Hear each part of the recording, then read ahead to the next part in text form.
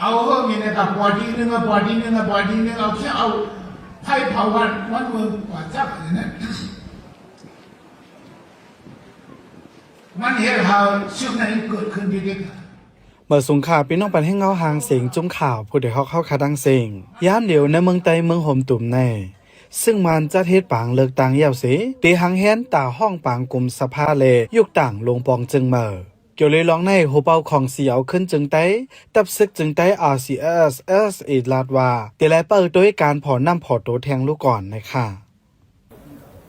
อันเลือกตั้งแน่มันก็อยู่กับตั้งของสิขึ้นจึงได้เข้าถึงได้ไป The election actually is not concerning with เอาว่าที่เปิดด้วยเขาเขาได้จัดตั้งดูของสิ่งที่สุดต้องขับขามามันขาหน้าดีนะเอาไปจังหลังที่เปิดด้วยเขาขอนั่งขอตัวมาก but we have to wait and see for what the implementation will be.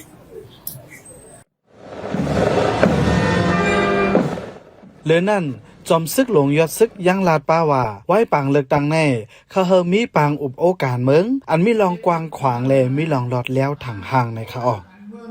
การเข้าหาโลกันมันน่ะที่มีอยู่มันน่ะคาเขามองยังอ่านคนเมืองเขาเลยยังอ่านมุกจุ่มเขาเลยเขามีปังโอกันเมืองกันลองแล้วเลยปุ๊บปังตึกกันโอมันป่นมามันมีกูถ่ายคนเมืองทุกข้าทีเดียมันก็มันช่วมดังสองBut actually both sides are losing.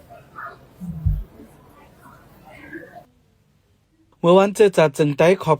79 ปีในวันที่7เดือนเฟบรีปี2026ในจอมซึกหลงยอดซึกหมอกลาดป้าว่าเมื่อปานลงปองจึงนกยุง NLD นั่นวานเมืองมีลองขึ้นอย่างมากำพองอยู่กวยกาวไว้จัดปังเลือกตั้งเมื่อปี2020ยาวนั้นซึ่งมานยึดซิมอาณาวันเมืองแลจังมีลองสุกยุงการเมืองมาขึ้นแทงหน่อยค่ะ